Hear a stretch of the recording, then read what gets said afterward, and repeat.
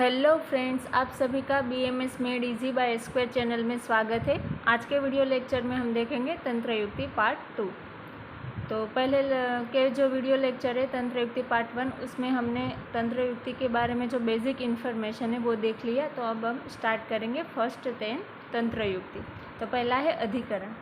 अधिकरण यानी कि अधिकरण नाम यमर्थम अधिकृत्य प्रवर्तते कर्ता यथा विघ्नभूता यदा रोगा इत्यादि। और इसका रेफरेंस है चरक सूत्र स्थान। यानी कि the description of a particular chapter और topic is named as per the main subject matter by the author can be understood by the help of अधिकरण तंत्र युक्ति। यानी कि कोई भी डिस्क्रिप्शन दे रखा है पर्टिकुलर चैप्टर और टॉपिक का, तो उसका भी कोई एक नेम दे रखा होगा कि इसका मेन सब्जेक्ट मैटर ये है, तो उसको हम क्या बोलेंगे और किसकी मदद से समझेंगे? अधिकरण तंत्र युक्ति की मदद से।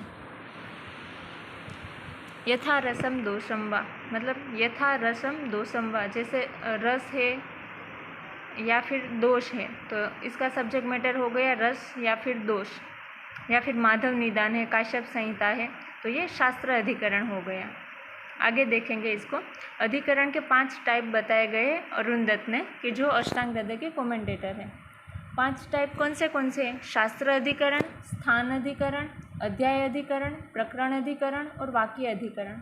शास्त्र अधिकरण यानी कि जो पर्टिकुलर शास्त्र है, टेक्स्ट है, उसमें उसका सब्जेक्ट मैटर क्या है, वो आएगा शास्त्र अधिकरण में।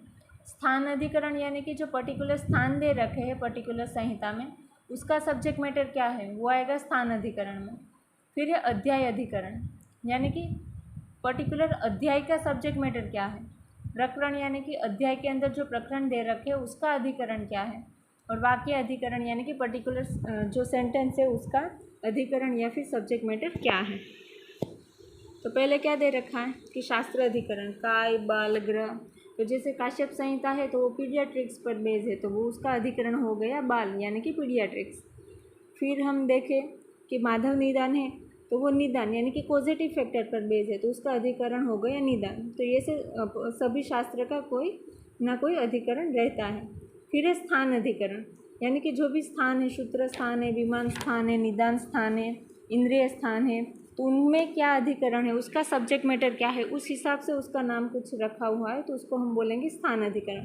जैसे कि चरक संहिता का जो इंद्रिय स्थान है उसमें अरिष्ट लक्षण दे रखे हैं, तो उसका हमने क्या नेम रखा, पूरे का हमने नहीं, आचार्यों ने नेम रखा है, वो क्या है, इंद्रिय स्थान, तो वो उसका स्थान अधिकरण हो गया कि उसमें क्या है, अरिष्ट लक्षण है। फिर अध्याय अधिकरण, पर्टिकुलर अध्याय का अधिकरण क्या है, उसका सब्जेक्ट मैटर या मेन टॉपिक क्या है, तो हाँ वो हमें किस में देखने को मिलेगा, अध्याय अधिकरण। यानी कि दिनचर्या अध्याय है तो उसमें पूरी की पूरी दिनचर्या के बारे में वर्णन है, तो उसको हमने पूरी की पूरी दिनचर्या को क्या नाम दे दिया, दिनचर्या।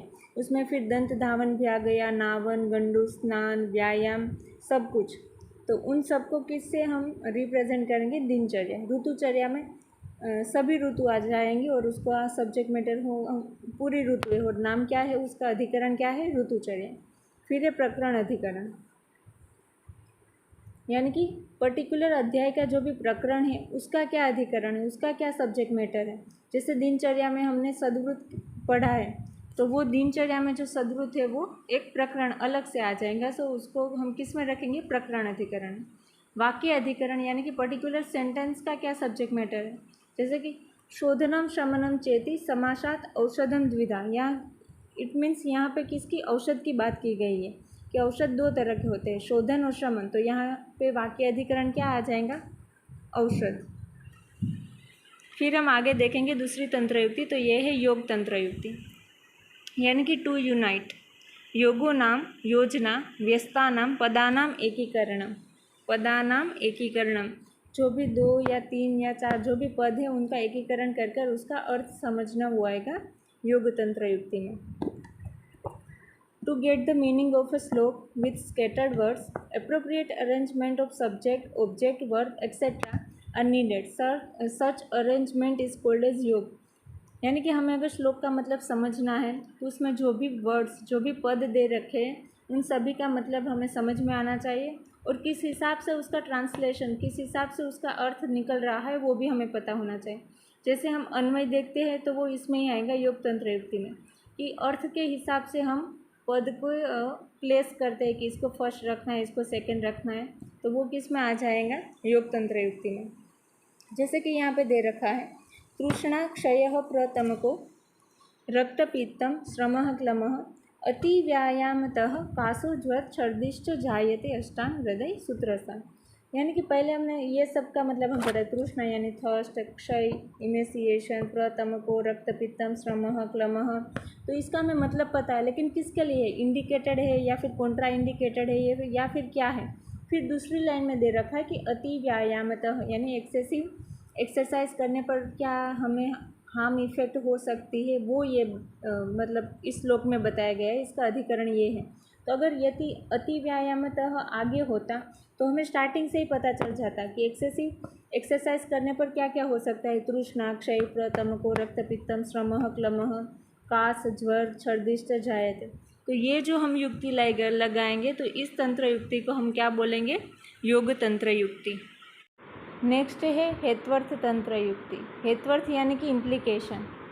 हेत्वर्थ नाम यत् अन्यत्र अभिहितम अन्यत्र उपपद्यते यथा समान गुण अभ्यासो ही धातूनां वृद्धि कारणम इति वातम अधिकृत्य उक्तम।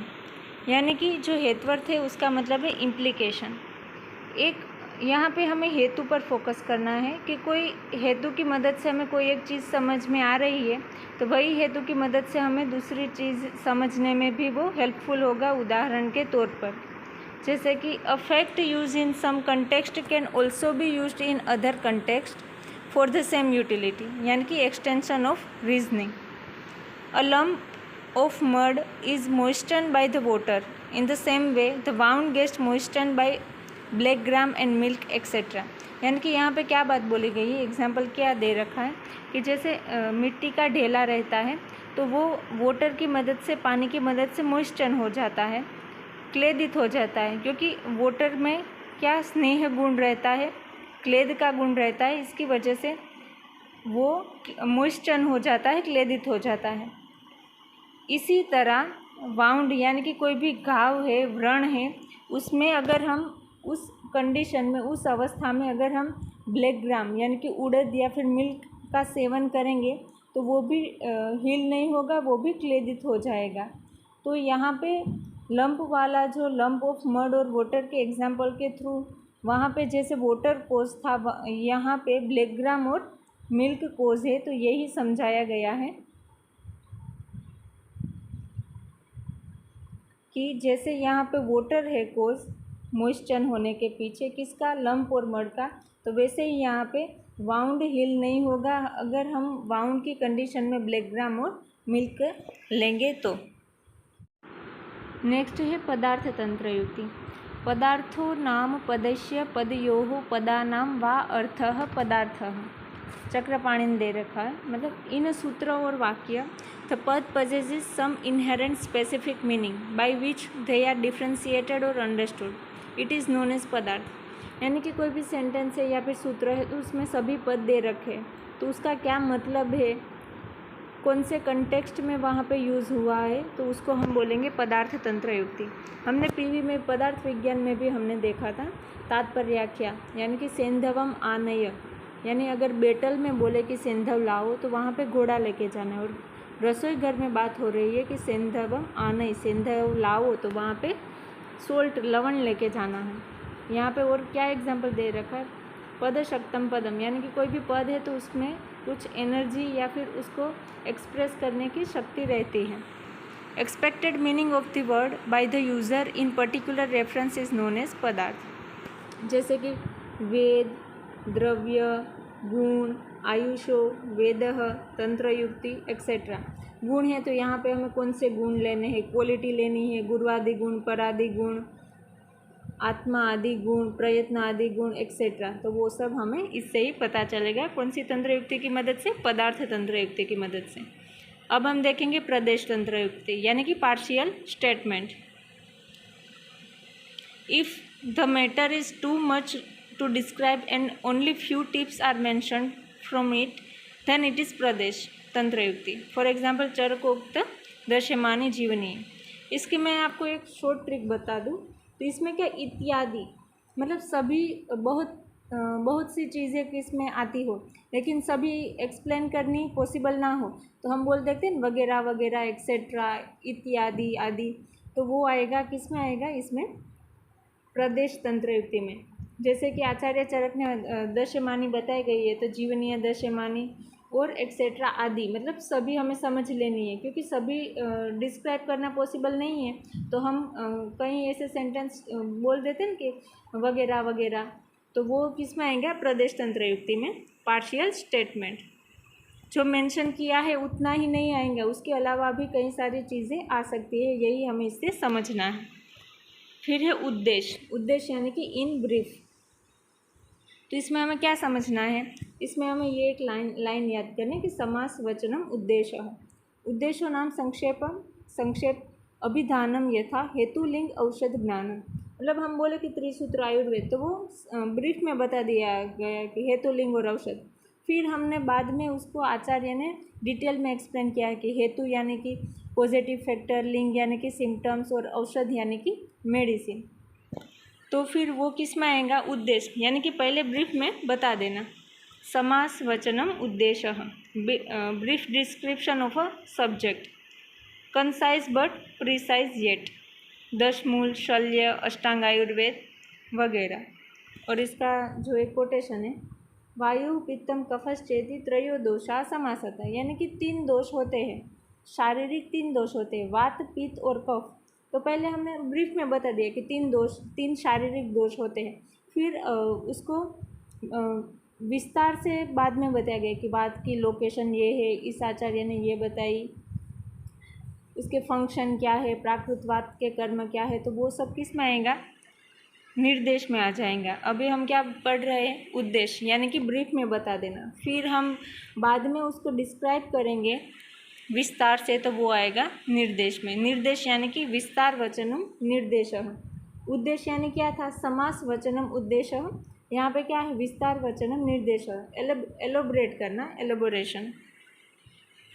Explaining the things which are mention in brief, मतलब जो शॉर्ट में बताई गई है उसको फिर एक्सप्लेन करना विस्तार से। सच एज एक्सप्लेनिंग हेतु, लिंग, औषध इन डिटेल। पहले हमने बताया गया कि आयुर्वेद है वो त्रिसूत्र के फॉर्म में ब्रह्मा जी से प्रजापति ने लिया और सभी ने त्रिसूत्र के फॉर्म में आयुर्वेद को ग्रहण किया। तो त्रिसूत्र पहले बोल दिया। त्रिसूत्र में हेतु, लिंग और औषध आते। हेतु में भी क्या, काल, अर्थ, कर्म, वो रोग के हेतु है, तो उस हिसाब से उसको फिर डिटेल में एक्सप्लेन करना, तो वो किस में आएगा, निर्देश तंत्र युक्ति में। फिर हमने हमारे संहिता में से पहले बताया गया कि षट पदार्थ बता गए कि 6 पदार्थ होते हैं। फिर उसमें सामान्य, विशेष, तो सामान्य और विशेष को सभी को मतलब फिर डिटेल में एक्सप्लेन किए। सर्वदा सर्वभावानां सामान्यम वृद्धि कारणम, सामान्य है वो वृद्धि का कारण होता है। षट पदार्थ, तो पहले षट पदार्थ यूँ ही बता दिए, फिर उसको डिटेल में एक्सप्लेन किए, तो वो किस में आएगा, निर्देश में। पहले षट पदार्थ बताए यानी कि उद्देश्य किया, फिर ब्रीफ डिटेल में बताए तो वो आएगा निर्देश में। ब्रीफ में बताएंगे तो उद्देश्य, डिटेल में बताएंगे तो निर्देश। नेक्स्ट है वाक्यशेष, यानी कि अनटोल्ड वर्ड। वाक्यशेषो नाम यत् लाघवर्थम आचार्येण वाक्येषु पदम कृतं गम्यम आनतया पूर्यते, यानी कि वाक्यशेष में इसका मतलब छुपा हुआ है। वाक्य यानी कि सेंटेंस, शेष यानी कि बचा हुआ, जो नहीं कहा हुआ है वो हमें समझ में आएगा। वो वाक्यशेष तंत्र युक्ति की मदद से हम नहीं कहा हुआ भी समझेंगे। जैसे इन श्लोक generally in poetic version few words में be left untold but the overall meaning of the sentence is understood. Example देखेंगे, झांगल जेहि रसे इत्यत्र मास शब्द पूर्यते, मतलब झांगल रस यूज़ हुआ, तो झांगल यानी कि हमें पता है कि वो एक देश है, भूमि है जहाँ पे वात की अधिकता रहती है। तो झांगल रस, यहाँ पे रस का मतलब क्या लेना है हमें, कि जो जूस रहता है उस हिसाब से रहना है। यहाँ पे रस धातु वो नहीं लेना है, या फिर 6 टेस्ट जो है वो भी नहीं लेना। यहाँ पे झांगल रस, तो झांगल देश का रस ऐसा तो हम नहीं यूज़ करेंगे। तो यहाँ पे झांगल देश में जो पशु रहते हैं उनका मांस, तो यहाँ पे मांस रस की बात हो रही है। तो यहाँ पे मांस शब्द नहीं है, उसका लोप हुआ है। यहाँ पे मास शब्द नहीं लिखा है, फिर भी हम समझ लेंगे वाक्यशेष तंत्र युक्ति की मदद से कि यहाँ पे झांगल मास रस की बात हो रही है। झांगल रस यानी कि झांगल मास रस, झांगल प्रदेश में जो भी प्राणियों रहते हैं उनके मांस का सेवन करना यानी कि झांगल मास रस। नेक्स्ट है प्रयोजन। प्रयोजन यानी कि पर्पस, हमारा क्या एम है, क्या पर्पस है, तो उस हिसाब से यहाँ पे प्रयोजन तंत्र युक्ति को दिया गया है।